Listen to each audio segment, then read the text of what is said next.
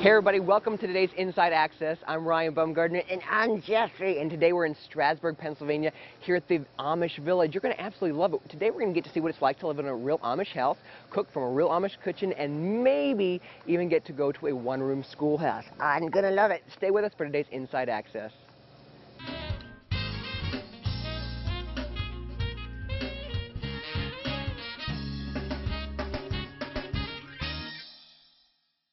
Hey everybody, welcome to another Inside Access. I'm Ryan Baumgartner and I'm Jeffrey, and today we're here at the Amish Village and we're with Shane Ackerman, who's the owner. Hi Shane. Good morning, guys. How you doing, buddy? It's doing well. Well, we are excited to be here. So tell us, when did the Amish Village get started? Oh, this place has been around here for 42 years. Okay. Started in 1969.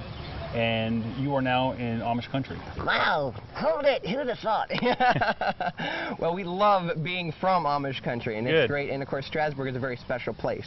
So tell us a little bit about, I know most of the buildings that we're going to get to see today are actually from an Amish farm, is that right?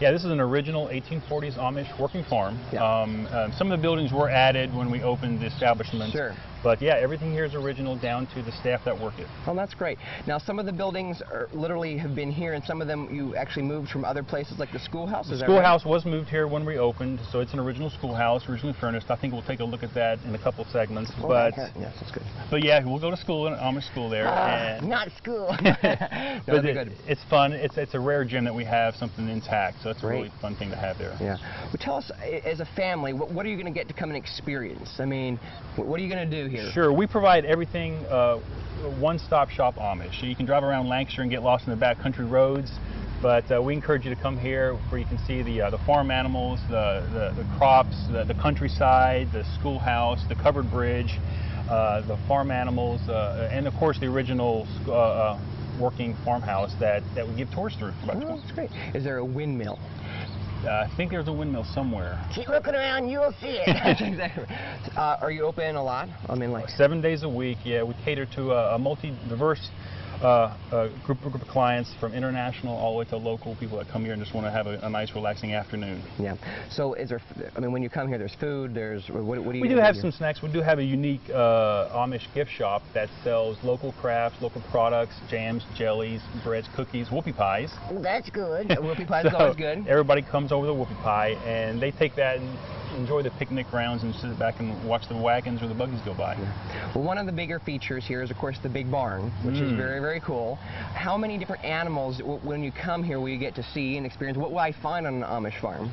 Well, we have the exact representation of what you would see on an Amish farm. Sure.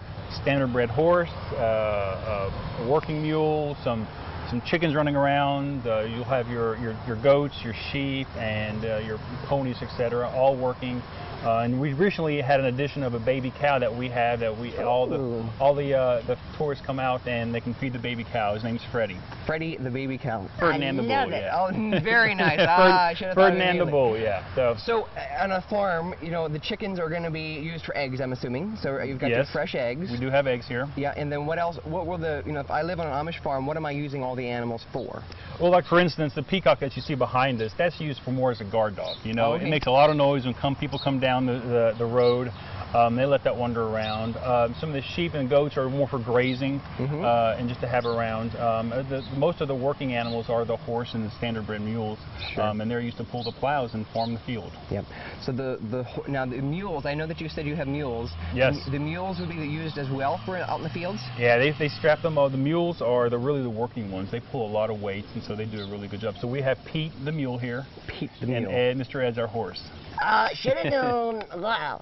So the question is, do the Amish actually use all these names, or is this purely your names? We just name them. It's I don't know. They have all unique names, but Mr. Ed's a nice, friendly horse name. So and every mule is named Pete. So that's exactly right.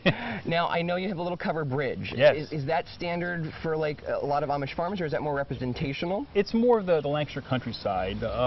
When lots of creeks and streams around this area, and to protect them in the wintertime, they had it covered so that the buggies could still go through them. So there's a nice representation of a covered bridge here. And also another story is that the covered bridges are also called kissing bridges.